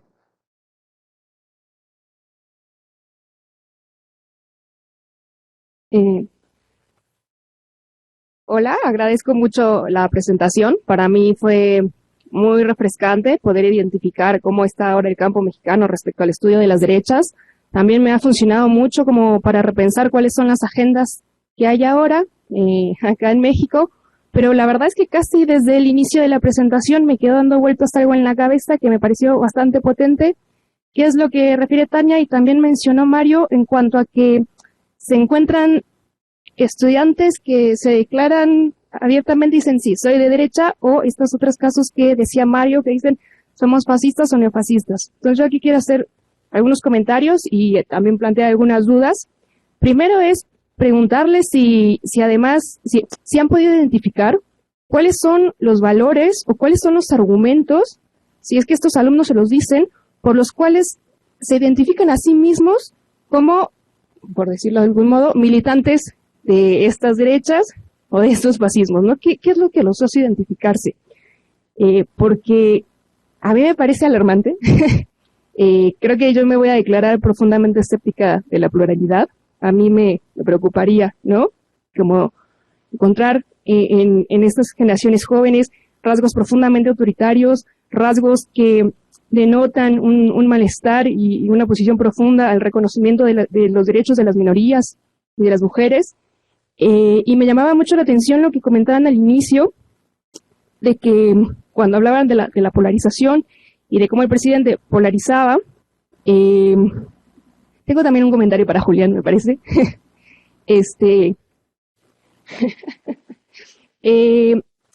Que se usan todavía en el campo político o en el campo de la militancia las categorías de derechas como para desestimar a otros actores. Pero yo lo que veo aquí escuchándoles y escuchándolas es que hay más bien como un proceso paralelo, porque si hay un proceso de uso de las categorías para deslegitimar a ciertos sectores, pero se está abriendo un campo que sí habilita a otros sectores a reconocerse como parte de estas derechas y los legitima. O sea, yo más bien veo como un proceso paralelo, ¿no? Eso es lo que yo estoy viendo. Y siguiendo lo que ustedes han dicho acá, o al menos lo que yo he entendido, eso como que no pasaba antes, ¿no? O sea, encontrarse actores políticos que dijeran, yo soy de derechas, o soy neofascista, o fascista, no pasaba. Algo está pasando ahora, ¿no? Y para Julián, yo quería comentar que yo también identifico que la figura de López Obrador sí contribuye a la polarización política y social en este país. Tengo dos ejemplos que me vienen a la cabeza en este momento. Uno es en el contexto de pandemia, en un contexto, digamos, de riesgo sanitario para casi toda la población, que haya salido públicamente, era casi una figura negacionista de la pandemia y que haya sacado unas figuras religiosas diciendo, eso nos cuida, no se preocupen, ¿no? Y la otra que me parece uno de los elementos, una de las claves más importantes para ver esta polarización que está llevando a cabo López Obrador, es el tema de los movimientos de las mujeres. No voy a decir solamente movimientos feministas, porque hay muchas mujeres movilizadas en las calles y en sus barrios, que aunque no se identifican como feministas, están movilizadas y tienen una serie de demandas políticas que no tan solo no están siendo escuchadas, sino que me parece que lo que está haciendo López Obrador es colocarlas del lado casi del enemigo político. Si eso no es polarización, entonces no sé qué es, ¿no?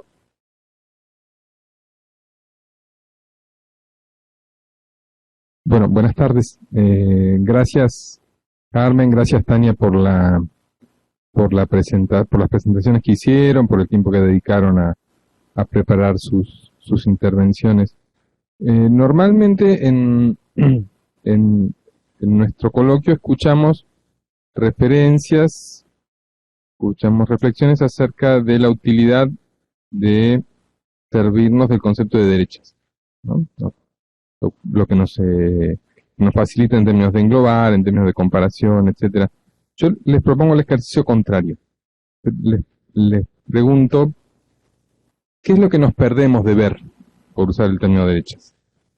¿Qué es lo que nos complica, qué es lo que nos inhibe de la mirada, ¿no? Para identificar, aun cuando decidamos seguir pagando ese costo, pero para identificar con más precisión qué es lo que perdemos al utilizar ese término y desdeñar otros alternativos. Bueno, muchísimas gracias. Ha sido muy interesante para alguien como yo que pecó de ignorancia con respecto a la historia de México. Me sorprende muchísimo algo que, escuchando a ustedes tres, la ausencia de referencia a la Guerra Fría. Es decir, que cuando nosotros trabajamos sobre otras derechas, la Guerra Fría es un marcador importante, ¿no? En eso. Y sin embargo, ustedes nunca se refirieron a la Revolución Castrista o a otros eventos que marcan una nueva generación a la izquierda, pero lo vimos también como una contrarrevolución a la derecha, ¿no? Y sin embargo, me parece que México es un actor central de esta Guerra Fría, y si miramos el 68 y la masacre de Tlatelolco, eso es un referente mundial, en el imaginario mundial, de una represión contra la izquierda, pero no sé, tal vez por falta de tiempo ustedes no hablaron de eso, pero y quería saber si realmente eso era importante, se hacía más referencia a los 70 o al 40, con Camacho Ávila, o a los 70, pero parece que hay, entre los dos hay como un hueco y no sé si eso era.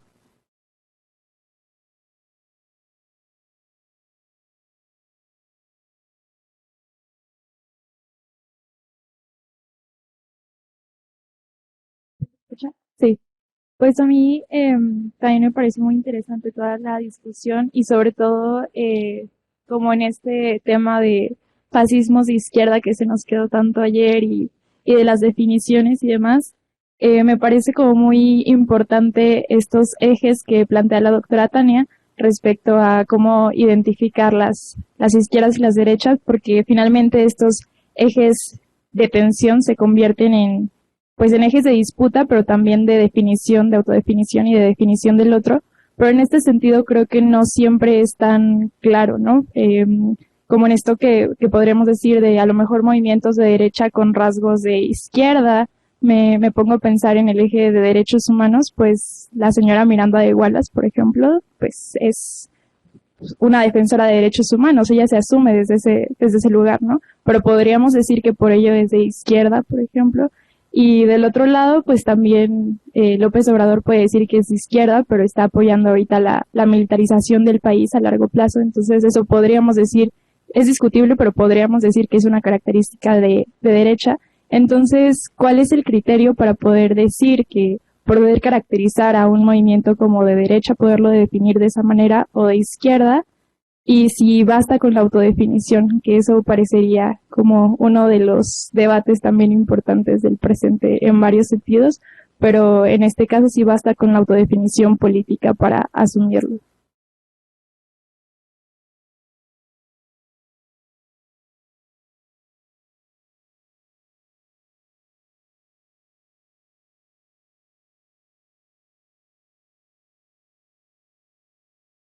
Bueno, pensé en dos entradas que quizá pueden complementar desde un campo quizá más de orden cultural estas lecturas de las derechas y que tanto ustedes las ven presentes en su análisis. Uno, el factor de las emociones, digamos que tanto podemos rastrear también o empezar a jugar más con la posibilidad de rastrear emociones como el miedo, la desesperanza, la desconfianza, preocupación, etcétera, no solamente en la caracterización de las derechas actuales, sino en la posibilidad de hacer un rastreo de orden histórico también en diferentes episodios donde las derechas empiezan a registrarse que antes no las habíamos podido registrar o no habíamos tenido interés o la agenda académica no había estado en ese orden.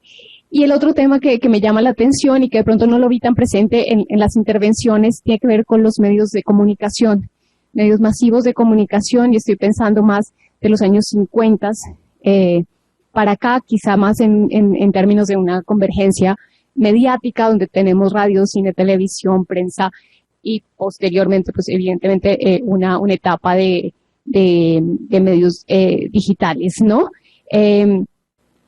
¿Qué cruces podemos hacer en esa lectura que ustedes hacen del estudio de las derechas en México con la problemática de los medios de comunicación?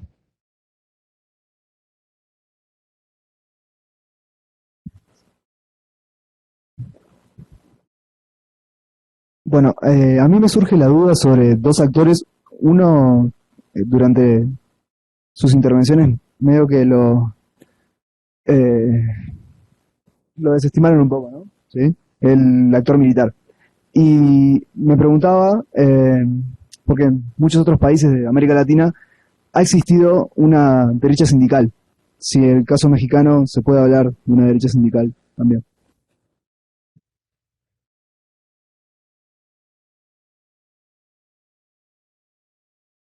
Hola, primero que nada, gracias y felicidades por todas las ponencias y las participaciones. Bueno, mi pregunta es como va sobre el título del coloquio, que es Pensar las derechas en América Latina.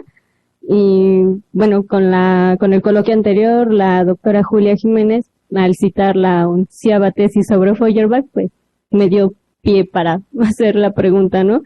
Mi duda es como, además de pensar cómo desde todos los intelectuales, académicos, desde sus distintas disciplinas, cómo pueden volverse también actores y activos en esta parte de transformar la realidad que estamos viviendo sobre el resurgimiento de las derechas en América Latina.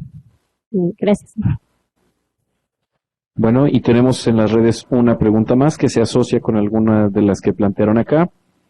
Preguntan, ¿cuál sería un indicador histórico para definir a la izquierda o la derecha?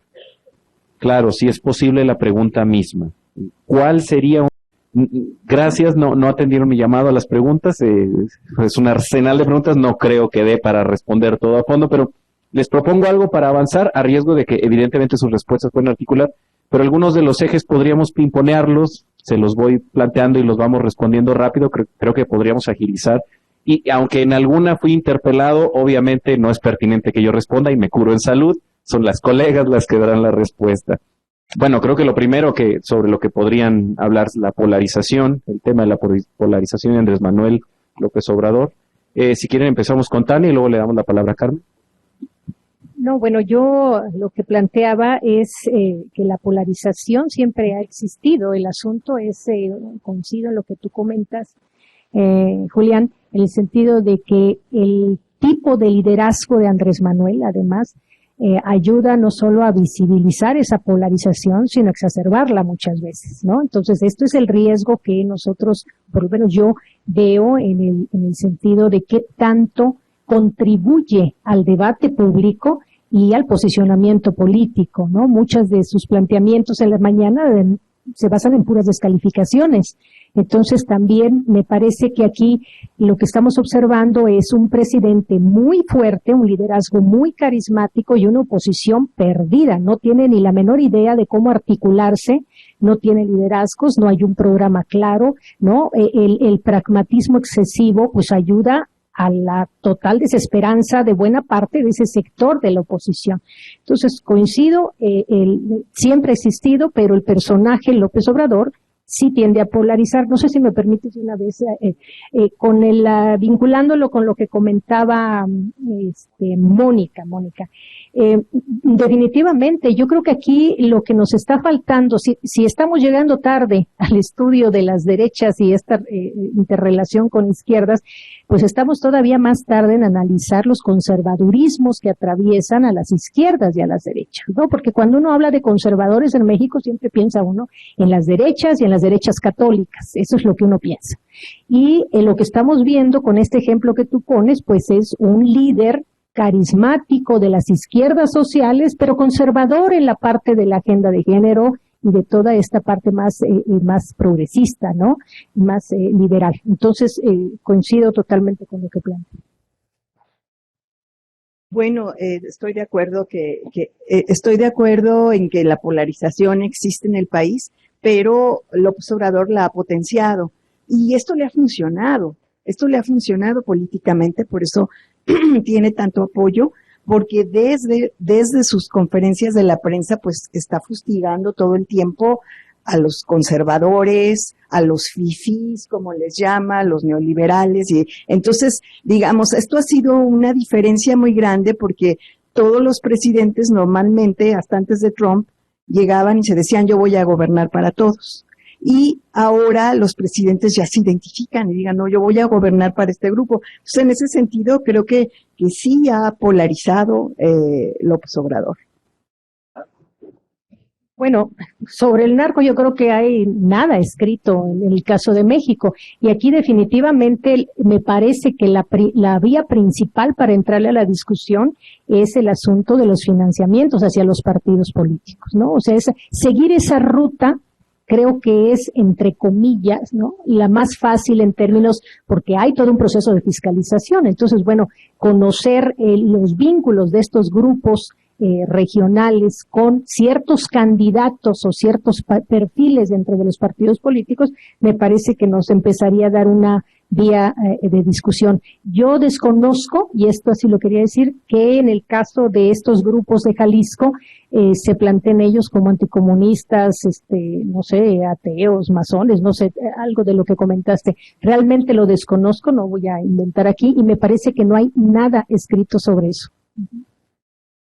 Bueno, yo creo, sí, es todo un tema por estudiar. Yo creo que no se puede definir, y creo que va a resultar muy difícil definir si es de derechas o de izquierdas el narco. Yo creo que el narco es un negocio, y en ese sentido le va a interesar tener influencia política y financia a todo el espectro, me parece a mí. Tenemos evidencia de financiamiento tanto desde actores de la izquierda como de la derecha en México. Entonces, eso sería. Claro. Bueno, de los militares lo comentaba yo hace un rato de paso, ¿no? Justamente una de las discusiones del día, todavía ayer, antier, que se aprobó esta reforma, es justo si el proceso de militarización que estamos enfrentando es un proceso de izquierda o de derecha. O sea, obviamente, para empezar, los priistas han atacado a López Obrador diciendo, bueno, en ningún momento se hubiera pensado que esta izquierda, ¿no? Que le costó tantos años justamente demostrar los ataques y la violencia del ejército, ahí está el 68, el 71, la guerra sucia en México, ¿no? Al primer gobierno federal sacar a los militares a las calles, cuando que además fue una promesa de campaña no hacerlo, ¿no? Regresarlos a los cuarteles, porque ese era un rasgo de las derechas, además así se planteó. Entonces también, como esta reforma se acaba de aprobar, es un tema que está ahorita reverberando, digamos, en la agenda pública, y que seguramente va a haber mucha tela de dónde cortar. De lo otro, francamente, no tengo claro si hay investigaciones sobre sindicalismo de derechas, ¿no? Pero bueno, hay estudios pequeños sobre toda la parte gremialista y del sindicalismo católico, eso sí, ¿no? Pero como una vertiente, digamos, de este amplio espectro de derechas. Bueno, en el caso de México, en el siglo XX, el ejército mexicano, después de la revolución, no tuvo una presencia, es un ejército distinto, es un ejército de extracción popular, no identificado con las élites. Entonces, no, digamos que como actor político no funcionaba una vez que tenemos el último presidente de origen militar, ¿no? En 1940. Y actualmente sí está en la agenda de la discusión, y es un tema de gran debate, el papel de los militares, que ha sido lanzado a la agenda pública por este gobierno de izquierda que uno nos explicaría, ¿verdad?, cómo un gobierno de izquierda puede estar promoviendo los militares, aunque yo también creo que es una parte de la realidad que nos está costando entender, que el gobierno no puede con el narcotráfico y necesita la presencia de los militares. Derecha sindical. Bueno, hay pocos estudios sobre derecha sindical. Hay trabajos sobre el FAT, el Frente Auténtico del Trabajo, que fue una organización que surgió de la doctrina social de la Iglesia, y también en el norte, sobre todo en Nuevo León, el empresariado de Nuevo León ha promovido los sindicatos, como le llamamos aquí, blancos. O sea, sindicatos de empresa. Y en el centro de México actualmente, después de la firma del Tratado de Libre Comercio, se ha promovido muchísimo la presencia de sindicatos menos combativos, ¿sí? Menos comprometidos, que no se van a ir a la huelga y que están presentes en la región de Guanajuato, etc.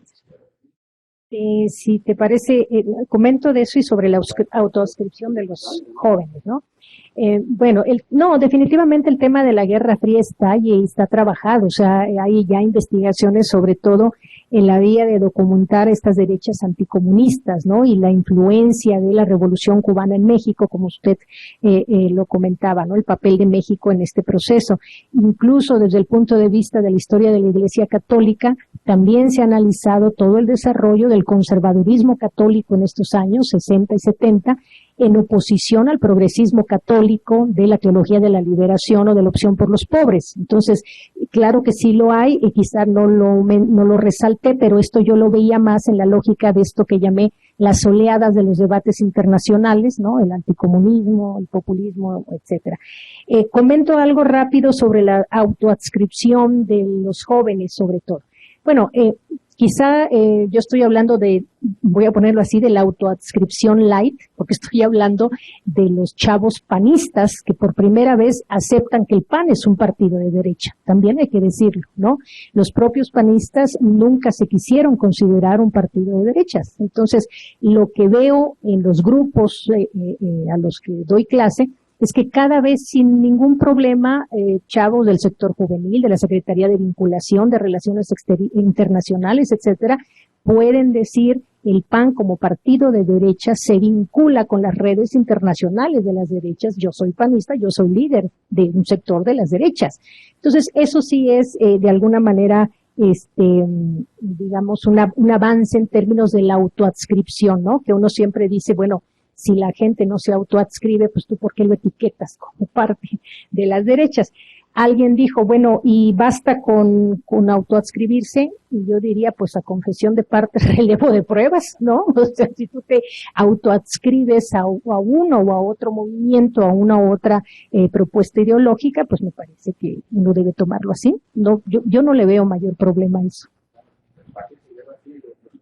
Sí, bueno, sí, de la Guerra Fría, por supuesto que es algo muy importante y que la Revolución Cubana tuvo mucha influencia y el movimiento de 68 fue un parteaguas en la historia, fue un cambio y bueno, de ahí se derivaron toda una serie de movimientos como fue la guerrilla, ¿no? Ante la represión, bueno, el surgimiento de la guerrilla. Entonces, sí, desde luego que la Revolución Cubana es algo muy importante, que estuvo presencia en México. Sin embargo, Cuba nunca apoyó a los grupos radicales de izquierda mexicanos, porque México fue el único país de América Latina que mantuvo relaciones con Cuba y se opuso al bloqueo. Entonces, esto hizo que México tuviera una relación privilegiada muy importante para La Habana, que hizo que no apoyara a la guerrilla de izquierda como en otros lugares sí lo hizo, aunque también fue bastante tímido, ¿no? Y en cuanto a la adscripción, bueno, yo no he tenido esta experiencia, pero yo a manera de provocación diría que el asunto de izquierda y derecha también aquí tiene un tinte racial, digamos. Se asocia más a la derecha con los blancos. Y entonces yo creo que frente a esta discusión que se ha reeditado entre en la sociedad, que es el asunto de clase y de raza, este desprecio por López Obrador por asuntos raciales y de clase, yo creo que algunos jóvenes se quieren identificar entonces con lo contrario, con esta aspiración a pertenecer a este grupo, y es posible que eso los haga decirse yo soy de derechas y sin ningún problema, porque digamos nunca en el debate público habíamos tenido esta situación de clase y raza que el propio presidente también lo reproduce en su discurso. Sí. A ver, antes de medios, me parece bien interesante lo que está comentando Carmen, porque hemos llegado al punto tal en el que parte de esa discriminación y ese clasismo con relación al presidente es por cómo habla, por cómo se viste, por el tono de la piel, ¿no? Y aquí no es una cosa menor, porque López Obrador es un fenotipo, sí, muy particular y muy representante en su expresión toda, en su expresión verbal, corporal, etcétera, del sureste mexicano. Entonces también hay toda una discusión en términos de ese simbolismo y ese poder de eso que en alguno de los libros de historia era la revolución que vino del norte, ¿se acuerdan? ¿No? Entonces esta revolución no vino del norte, vino del sur. ¿sí? Entonces, hay también toda una connotación regional y me permite esto enfatizar esta parte de las culturas locales que hace un rato comentaba. Medios de comunicación, ¿no? Pues definitivamente es un tema, aquí lo tenía en una esquinita, pero sobre todo, más allá de las reacciones y de el rol que están jugando los medios de comunicación tradicionales, pues las redes sociodigitales, ¿no? En México estamos también, como en muchas partes del mundo, metidos permanentemente en este bombardeo de información a través de las redes. Quienes estén en redes, yo afortunadamente no voy por ahí, pero lo que me refiero es que sí hay toda una disputa también por la construcción de esto que ahora se conoce como la posverdad, ¿no? O sea, todo un rollo que maneja las emociones, más bien acá el sentimiento visceral, las emociones, que la información con datos, con reflexión, etcétera. Entonces, me parece que en el caso de México, un ingrediente que además se incendia de manera inmediata es la efervescencia de las redes sociodigitales, izquierdas, derechas, bots y todo lo que se genera ahí. Bueno, en México, durante la hegemonía priista, la libertad de expresión no existía de manera amplia, a veces era más reprimida, a veces funcionaba más, pero no existía. Entonces, la novedad que tenemos con este gobierno es que él le quita a los periodistas el dinero que les daba para que hablaran bien del gobierno y deja de financiar a la prensa, y salvo a un periódico que es La Jornada, que sí recibe muchos anuncios del gobierno, etcétera, y que es el periódico, digamos, vocero un poco de la izquierda. Entonces, esto que ha provocado actualmente que los medios de comunicación sean muy anti 4T, anti López Obrador, y que no siempre hay argumentos. Y esto en la prensa escrita se ve porque hacen afirmaciones sin sustento o de plano tergiversan la realidad. Y no se diga en los medios digitales, donde ahí la pasión está apoderada de los que defienden a López Obrador y de los que lo denostan. Bueno, yo diría que, lo que no vemos, pues, desde mi punto de vista, pues son los elementos más básicos, el núcleo duro, ¿no? Los principios, los valores, los objetivos de uno y otro bando. Y en el caso que nos convoca, pues de las derechas, ¿no? ¿Cuál sería el abanico de principios, de valores, de propuestas, de agenda que estos grupos suelen recuperar de la vieja historia e ir incorporando novedades? Pero en el caso de México, me parece que si no llegamos a esta discusión, nos perdemos de ver la sociedad del día de hoy, ¿no? O sea, el desarrollo o los retrocesos que como sociedad estamos teniendo, y eso no se discutía en México. Entonces, el poder posicionar esta discusión derechas e izquierdas me parece que, como se dice por ahí en algún texto académico, pues sí es un atajo importante para poder dialogar como mexicanos en dónde estamos parados como sociedad. Y si nos vamos un poquito más al estudio politológico, pues analizar cuáles son las perspectivas del cambio político en México.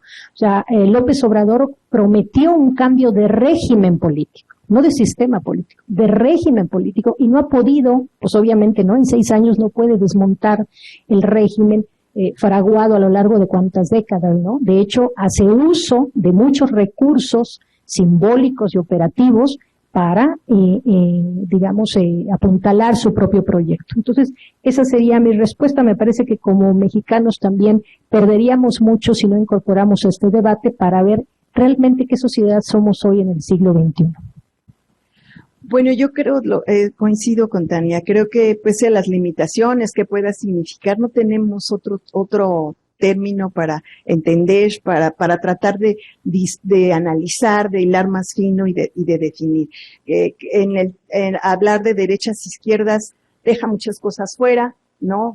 Por ejemplo, como la existencia de estas agendas más conservadoras dentro de la izquierda, o los asuntos de la diversidad sexual, como han sido históricamente vistos por la izquierda, la derecha, en fin. Entonces, estoy de acuerdo que es muy importante mantener esta categoría de análisis para comprender lo que estamos viviendo hoy y de dónde venimos también, no olvidar de dónde venimos.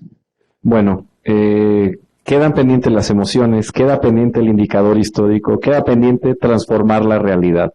Pero ya rebasamos por mucho el tiempo, Tania tiene un poco de prisa, y yo creo que ha sido muy productiva esta sesión, ha sido un lujo tener a las colegas aquí.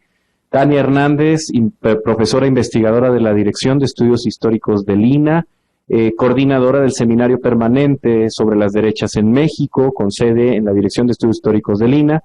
Carmen Collado, profesora investigadora del Instituto Mora, coordinadora del Seminario Permanente de Historia Contemporánea y el Tiempo Presente. Les agradecemos, ha sido un gran cierre. Muchas gracias.